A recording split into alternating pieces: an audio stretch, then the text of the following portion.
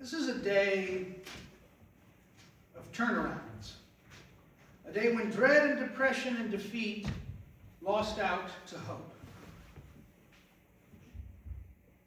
11 men who had been his closest followers, as well as many others, men and women, are going to go from hiding in fear to celebrating. They are going to have a mental shift. Things aren't over. They are now, in fact, just beginning. The followers of Christ go from living in terror of the Romans and the Pharisees to bravely standing up for themselves and the message they were taught, even at the cost of their very lives. We think on so many people, particularly this day, among those followers. We think of Mary Magdalene and the other Mary, whatever group of women that was going to the tomb. We think of Peter, and of course we think of John. We followed the disciples and the others throughout this week. We reenacted their dinner on Thursday, and we talked about them here on Friday night. You remember John had quite the week. He had witnessed the crucifixion. He had been given the care of Jesus' mother and would care for her for the remainder of her life. He had seen the others hide and scatter, but had still sought them out afterwards, because we know he and Peter come together to the tomb. And John would outlast many of the others. His brothers, including the man who had been his biological brother, would all be gone while he remained. How strange it must have seemed to have seen all this, to see them go from a sense of utter defeat to a life of service, to see those who had once been crippled by fear of oppressors turn around and stare down oppressors. Not only stare them down, but offer them grace. Offer them hope. Pray for them. Try to not only stand up to them, but offer them a new future. And in that service, he saw them fall for their Lord. He lives, and eventually he finds himself in exile on that rocky island that they called Patmos. And that was the Roman way. If they were not going to execute you, another trick was we put you on an island and forget about you. It had happened to members of Caesar's own family.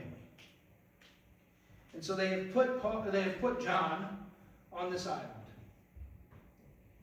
And that rocky island of Patmos must have seemed like a grim reminder of the day he had watched them kill his teacher and the friend he loved so dearly. Here he is alone, and this time without any other followers. Without the Marys, without the friends who had been brave enough to go and watch with him. How does he keep going? How do we keep going? How do we continue to exist when we look around us and see such wanton destruction? When we see these hotbeds of war? When we see division, injustice, people marginalized? When we see such chaos all around us? It does seem at times as if we are standing on an island, looking out over a sea that we cannot tame.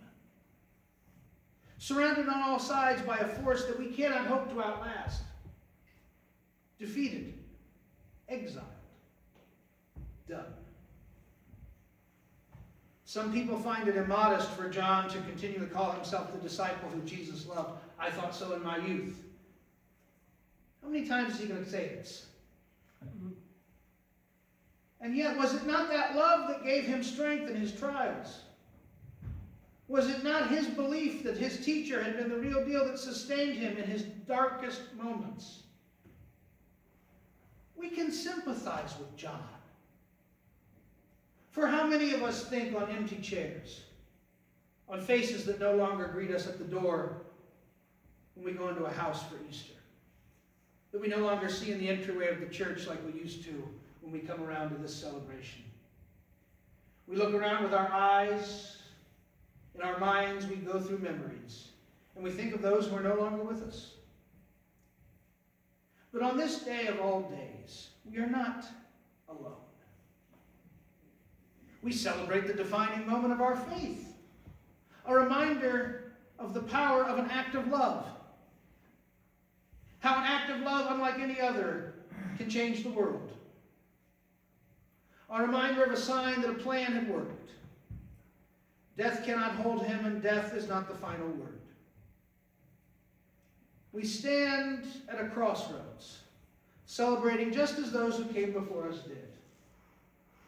Rejoicing at the beauty of hope rising from the ashes of despair, just as those who will come after us will do. This celebration does not only belong to us in this time, it belongs to all those who find peace, love, hope, and joy, the things that he brings. All of those who learn of the precious gift of forgiveness, to all of those who seek to love God, and so importantly, to love their neighbor as themselves. In a moment, we're going to approach the Lord's table as we celebrate this Easter service. We're going to celebrate the hope that finds its way through the darkest of times.